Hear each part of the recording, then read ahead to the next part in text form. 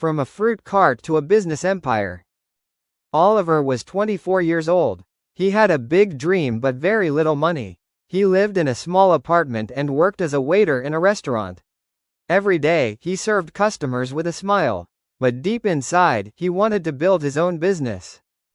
One evening, after work, Oliver was walking home when he saw a fruit seller closing his small cart. The seller looked tired. "Long day?" Oliver asked. The old man smiled. "Yes. Selling fruit is not easy, but honest work always feeds a family." Those words stayed in Oliver's mind. The next morning, he made an important decision. He would start a small fruit business. Oliver had only $200 in savings. He bought fresh apples, bananas, oranges, and a second-hand wooden cart. On his first day, he was excited. He cleaned every piece of fruit until it shined. He arranged everything neatly. Then he waited. An hour passed. No customers came. 2 hours passed. He sold only 3 bananas. Oliver felt disappointed. Maybe this business isn't for me, he thought. That evening, he met his friend Ethan. "How was your first day?" Ethan asked. "Not good," Oliver admitted. Ethan looked at the cart. "The fruit is fresh, but you're selling exactly what everyone else sells." Oliver thought about those words all night. The next morning, he tried something different. He cut fresh fruit into small cups. He added grapes, strawberries, and a little honey. He called them fresh energy cups. He placed a handwritten sign on the cart. "Healthy snack, ready to eat." People became curious. Office workers stopped during their lunch break. Students bought fruit on their way to school. Parents purchased healthy snacks for their children. By the end of the day, Oliver had sold everything. His confidence returned. Every evening, he wrote down everything he learned. Which fruit sold the fastest? What time were customers busiest? Which prices worked best? Instead of guessing, Oliver used facts. Little by little, his business improved. 3 months later, he bought a second fruit cart. He hired a university student named Mia to manage it. Before her first day, Oliver said, "Our customers are the reason we are here. Always greet them with a smile." Mia nodded. "I will." Soon, both carts became popular. Customers liked the fresh fruit. They also liked the friendly service. One afternoon, a businessman visited Oliver's cart. "I see long lines every day," he said. "What is your secret?" Oliver smiled. "There is no secret. I simply sell fresh food, listen to customers, and keep improving." The businessman nodded thoughtfully. Several weeks later, Oliver received an unexpected phone call. The businessman owned a chain of office buildings. "We would like you to open fruit stands inside our buildings," he said.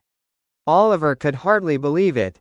This was the opportunity he had been waiting for. Within a year, Oliver opened 6 fruit stands across the city. His small business continued to grow. But success also brought problems. One supplier began delivering fruit that was not fresh. Some customers complained. Oliver faced an important decision. The cheaper fruit would increase his profits. The better fruit would cost more. After thinking carefully, he made his choice.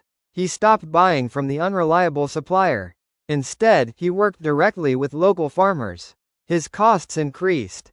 But the quality became excellent again. Customers noticed the difference. They trusted his business even more. One evening, Mia asked, "Weren't you worried about earning less money?" Oliver smiled. Money can be earned again.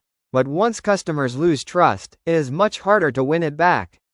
Years passed. Oliver's company became one of the city's largest healthy food businesses. He no longer owned just fruit carts. He had cafes, juice bars, and delivery services. More than 200 people worked for his company. Despite his success, Oliver never forgot where he started. Every month, he visited one of his original fruit stands. He talked with employees. He greeted customers. He even served fruit himself. One day, a young employee asked, "Sir, how did you build such a successful company?" Oliver smiled. "I made many mistakes." The employee looked surprised. "Mistakes?" "Yes," Oliver replied. "Every mistake taught me something. I learned to listen. I learned to improve. And I learned that customers remember how you make them feel." The young employee thought carefully about those words. A few months later, Oliver started a free training program for young entrepreneurs. Every Saturday morning, people gathered to hear him speak. Some wanted to open restaurants. Others dreamed of starting clothing stores or coffee shops. Oliver always gave the same advice. Don't wait for the perfect moment. Start with what you have. Keep learning, and never stop improving. Years later, a business magazine interviewed Oliver. The reporter asked, if you could go back in time and speak to your younger self, what would you say? Oliver smiled. I would say, don't be afraid of small beginnings. The size of your first step does not decide your future. What matters is taking that step and continuing to move forward. The interview inspired thousands of people. Many readers started their own small businesses. Some succeeded quickly, others faced difficulties, but they all remembered Oliver's message. Great companies are not built in a single day. They grow through patience, honesty, hard work, and the courage to improve every day. And every time Oliver walked past the place where his first little fruit cart had stood, he smiled. Because that small cart had never just sold fruit. It had sold hope. It had sold determination, and it had proven that even the biggest business can begin with one simple idea and one person who refuses to give up. Moral of the story: success does not come overnight. It starts with small steps, hard work, and learning from mistakes.